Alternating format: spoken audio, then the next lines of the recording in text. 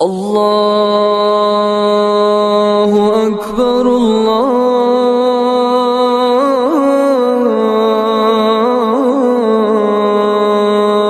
اکبر۔ السلام علیکم ورحمۃ اللہ وبرکاتہ۔ رفیقان ملت اسلامیہ، میرے نمازی بھائیوں، نیا ہجری سال بہت جلد آنے والا ہے۔ آپ حضرات کو نئے اسلامی سال کی مبارکباد پیش ہے۔ بلا شبہ نبی کریم صلی اللہ علیہ وسلم کی ہجرت ایک ایمانی و روحانی ہجرت ہے۔ مکہ مکرمہ سے مدینہ منورہ تک کا یہ سفر وحی الہی کا ثمرہ ہے۔ ہجرت نبوی کے بے شمار دینی و اخلاقی فوائد و برکات ہیں۔ اس میں سیرت نبوی بھی ہے، اسلامی تاریخ بھی ہے اور اخلاق حسنہ کا سبق بھی ہے۔ یہ اقدار و کردار کا مدرسہ اور سکون و اطمینان کا ذریعہ ہے۔ ہجرت نبوی سے ہمیں صبر اور محنت کا سبق ملتا ہے۔ اسی طرح روشن مستقبل اور خوب سے خوب تر کی تلاش کا حوصلہ ملتا ہے۔ نبوت ملنے کے بعد نبی کریم صلی اللہ علیہ وسلم نے 13 سال تک مکہ مکرمہ میں قیام فرمایا اور تمام رکاوٹوں کے باوجود پیغام توحید و رسالت پہنچایا۔ پھر بحکم الہی ہجرت کا سفر پیش آیا۔ چنانچہ جب باری تعالی جل جلالہ نے مکہ مکرمہ سے نکلنے کی اجازت مرحمت فرما دی تو آن حضرت صلی اللہ علیہ وسلم نے اپنے وفادار دوست حضرت ابوبکر صدیق رضی اللہ تعالی عنہ کو اس کی اطلاع دی تاکہ وہ ہجرت میں آپ کے رفیق سفر بنے، کیونکہ مخلص دوستوں کے ساتھ دلی سکون ملتا ہے اور نیک ساتھیوں کے ساتھ زندگی نیکیوں سے معمور رہتی ہے۔ اللہ جل جلالہ کا ارشاد ہے، اتقوا اللہ وکونوا مع الصادقین، اے ایمان والو اللہ سے ڈرو اور سچے لوگوں کے ساتھ رہو۔ اللہ کے نیک بندو، میرے عزیز دوستو، نبی کریم صاحب خلق عظیم صلی اللہ علیہ وسلم نے اپنی ہجرت کے دوران سچا توکل اختیار فرمایا، یعنی کامیابی کے تمام اسباب بھی اختیار فرمائے اور باری تعالیٰ کی رحمت اور اس کی مدد کے طلبگار بھی رہے۔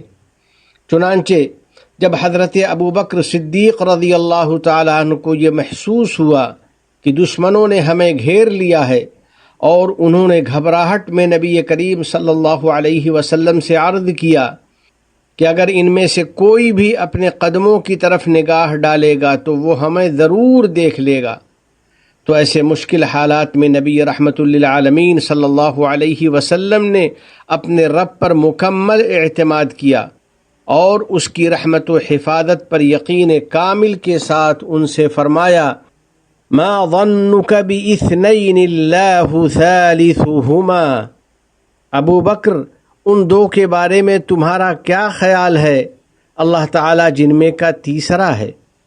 آپ صلی اللہ علیہ وسلم نے اپنے اس فرمان میں ہمیں تعلیم دی ہے کہ مومن بندہ اللہ ہی پر بھروسہ کرتا ہے، اسی سے مدد مانگتا ہے اور اپنے مقصد میں جس محنت اور سبب کی ضرورت ہوتی ہے وہ اسے بھی اختیار کرتا ہے، پھر نیک فالی سے کام لیتا ہے اور رحمت الہی کا امیدوار رہتا ہے۔ ہجرت کے تقاضوں پر عمل کرنے والوں، ہجرت سے قبل رسول اکرم صلی اللہ علیہ وسلم کافی زیادہ مغموم رہتے تھے۔ آپ پر مکہ مکرمہ کی جدائی کا بہت اثر تھا، چنانچہ آپ صلی اللہ علیہ وسلم نے انتہائی جذباتی انداز میں اس کو مخاطب فرمایا اور وطن دوستی کی پاکیزہ مثال پیش کرتے ہوئے مکہ مکرمہ سے فرمایا، لولا ان اہلک اخرجونی منکی ما خرجت، اگر تیرے باشندے مجھے تجھ سے نہ نکالتے تو میں ہرگز نہ نکلتا۔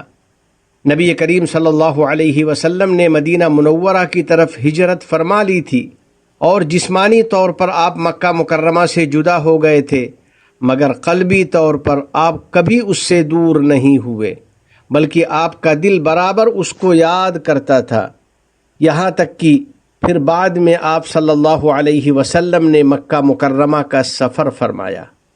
یہ ہے وطن سے سچی محبت اور جذباتی تعلق۔ یقیناً نبی کریم صلی اللہ علیہ وسلم کی وطن دوستی بہت اعلیٰ اور پاکیزہ ہے، اور آپ صلی اللہ علیہ وسلم نے سرزمین وطن کی جتنی قدر افزائی کی اس کی کوئی مثال نہیں۔ یا اللہ، نبی کریم صلی اللہ علیہ وسلم پر درود و سلام نازل فرما، اور ہمیں اپنے اپنے وطن سے محبت اور وفاداری کی توفیق عطا فرما، اور ہم سب کو تو اپنی اور اپنے نبی محمد صلی اللہ علیہ وسلم کی اطاعت کی توفیق عطا فرما۔ نبی رحمت للعالمین سے محبت و عقیدت رکھنے والوں، ہم سب کو ہجرت نبوی کے معانی اور تقاضوں پر عمل کرنا چاہیے۔ ہجرت کا معنی ہے چھوڑ دینا، لہذا ہمیں گناہ اور معصیت ترک کر دینی چاہیے اور تمام برائی اور نافرمانی چھوڑ دینی چاہیے۔ خدائے عز و جل کا فرمان ہے وَالرُّجْزَ فَاهْجُرْ، اور گندگی اور بتوں سے آپ حسب سابق کنارہ کش رہیے۔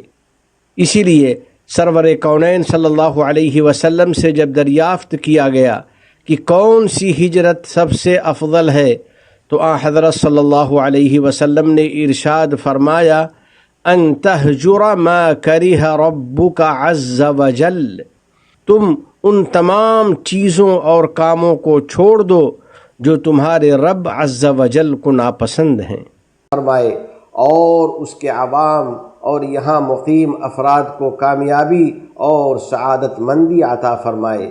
الہ العالمین اپنے احکام اور نبی کریم صلی اللہ علیہ وسلم کی سنتوں سے محبت نصیب فرما اور ان پر عمل آسان فرما۔ ہمیں اور ہماری اولاد کو علم نافع اور عمل صالح کی توفیق عطا فرما۔ تمام گناہوں اور ہر قسم کی خرافات سے ہم کو بچا لے۔ ہمارے والدین، عزیز و اقارب اور پوری امت مسلمہ کی مغفرت فرما۔ ہمارے تمام مرحومین کو جنت الفردوس میں جگہ عطا فرما۔ ہم پر باران رحمت نازل فرما۔ اس ملک کے صدر ذی وقار شیخ محمد بن زائد، ان کے نائبین اور ان کے ولی عہد کو توفیق و عنایت عطا فرما۔ یا اللہ، شیخ زائد، شیخ مکتوم، شیخ خلیفہ بن زائد اور دیگر مرحومین شیوخ پر رحمت نازل فرما۔ اس ملک کو دین و شریعت، علم و ثقافت، عزت و احترام، تعمیر و ترقی، صفائی و پاکیزگی اور حسن و جمال کا وطن بنا۔ متحدہ عرب امارات اور عالم اسلام سمیت پوری دنیا کو امن و امان کا گہوارہ بنا۔ وفقنی اللہ و ایاکم لصالح الاعمال، وصلی اللہ علی سیدنا و نبینا و حبیبنا محمد وعلى آلہ وصحبہ اجمعین وعلى من تبعهم بإحسان إلى يوم الدين۔ السلام علیکم ورحمۃ اللہ وبرکاتہ۔